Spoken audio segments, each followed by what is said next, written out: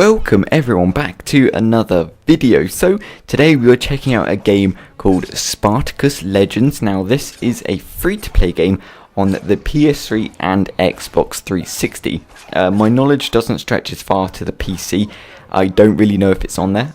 You will have to check because I don't see why they'd leave the PC out. But nonetheless, this is a free-to-play game, which is very surprising from Microsoft because they do try and squeeze every penny and dime they can out of you as much as possible. So releasing a free-to-play game is very, very different. But now this game, should I say, is fairly gory. At the beginning, it kind of introduces you to the gore that you might be experiencing somewhat in the game a bit later on. At the beginning of what I've noticed, at the beginning stages, you don't really notice it as much, but in the later stages, as you start to progress even further, unlock powerful weapons and all that good stuff, you'll probably see it. But you can unlock these perks and make you have the ability to, say, cut someone's head off.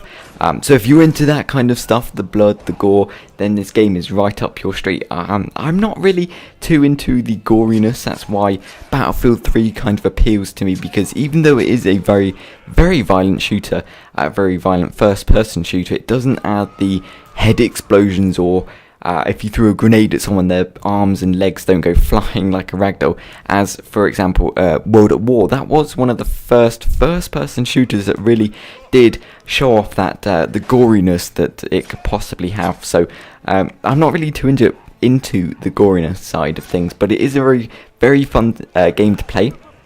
You can go on to Xbox Live. It does have Xbox Live matches where you can play against your friends, other people in the world, just random people, pit your skills against the best, as it were. But I haven't done that because I suck at this game. It does require your skill to press LB, which is block, and your skill to press buttons of Y, X and A. If you can't do that, then you probably can't master this game. Hopefully, if you are on console, then you can probably do so. You do have to press your buttons in such a way, press them multiple times to acquire combos, which is difficult. I'm not very good at that.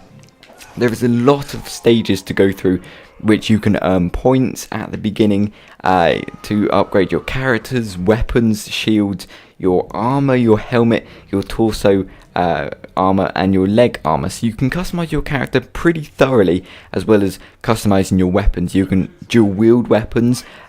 You'll face enemies of different lethalities, different enemy difficulties, but at the beginning stages, most of the locations are exactly the same. So it does get pretty boring at the beginning until you progress into your levels about level 4 or 5, then you unlock a different location for you to go through.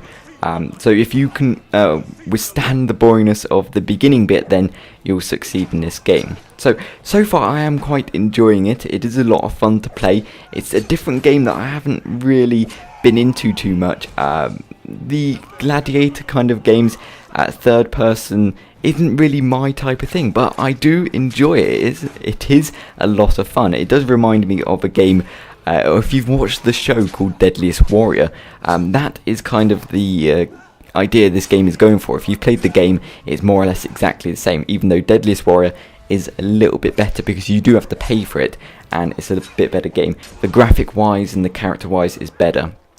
But in Deadliest Warrior, you don't get the character customization you do in Spartacus Legends. So it's kind of you choose one or the other. But in Deadliest Warrior, you have two warriors in history where you pit them against each other in a brutal death match, which it is pretty brutal in that game.